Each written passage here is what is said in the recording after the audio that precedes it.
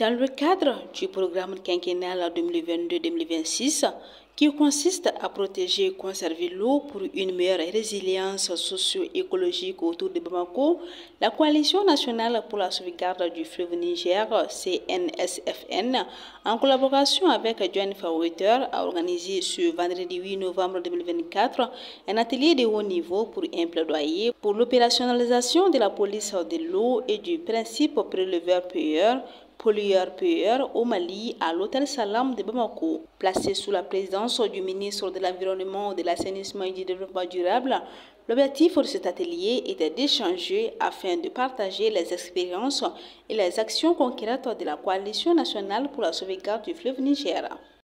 Comme nous sommes de la société civile, donc nous avons voulu accompagner les pouvoirs publics pour que ces différents textes soient mis en application. La police de l'eau, c'est elle qui permet la mise en application effective de toutes les réglementations, les textes juridiques qui entourent les questions des ressources. Par exemple, si vous prenez le cas des agressions qui se font sur les ressources, il y a des textes qui sont venus pour ça. Mais pourquoi les textes ne sont pas appliqués? Parce qu'il n'y a pas une police opérationnelle pour obliger à ce que les textes soient appliqués et punir les agresseurs. Alors, donc, ça c'est au niveau de la police.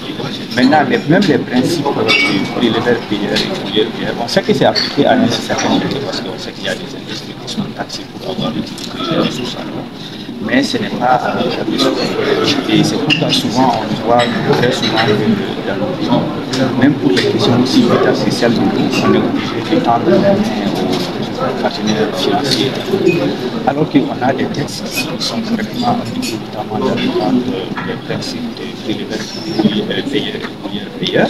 Ça veut dire que ça peut générer des ressources qui peuvent servir justement à la bonne gestion des ressources. Et au-delà même de tout le secteur de l'eau, comme vous savez que le secteur de l'eau c'est un secteur transversal, donc ça peut même venir à le secteur. L'eau, c'est aussi une ressource civique. Donc, il n'y a pas de raison que, surtout que l'eau, elle s'aménise et puis elle se dégrade. Et face au nouveau défi des changements climatiques et puis à la pression démographique, on sait que souvent, il y a beaucoup de conflits autour des ressources en eau. Donc, il faut bien que les ressources en eau soient aussi des ressources qui génèrent des revenus selon les usages qui sont faits. Donc, c'est ça le principe de préleveur-payeur. Si vous voulez implanter votre usine de fabrique, je ne sais pas, de savon, vous utilisez beaucoup d'eau, vous allez la polluer et la déverser dans la nature. Il faudrait bien que vous payiez pour l'eau que vous êtes en train de prélever, parce que vous êtes en train de commercialiser vos terres. Vous allez aussi déverser de l'eau usagée, donc qui est dégradée dans la nature, et ça peut poser des problèmes au niveau des écosystèmes et même sur la santé publique. Donc là, c'est là où vient le principe de pollueur-payeur. Donc voilà, ça c'est les bases de ces principes. Nous recherchons, c'est que nous sommes, comme je l'ai dit, nous sommes une société civile. Donc nous voulons travailler avec tous les acteurs, notamment l'État, les secteurs publics et les collectivités. On n'est pas en concurrence avec une entité quelconque. Nous voulons juste, parce que le pays c'est un tout.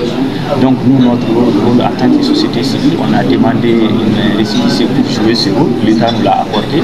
Donc on se sent aussi obligé d'accompagner l'État dans la mise en application de ces différents textes. Donc, comme je l'ai dit, la police de l'eau, la police de l'eau n'est pas effective au Mali. Les principes de préleveur-payeur et pollueur-payeur ne sont pas appliqués à hauteur de souhait.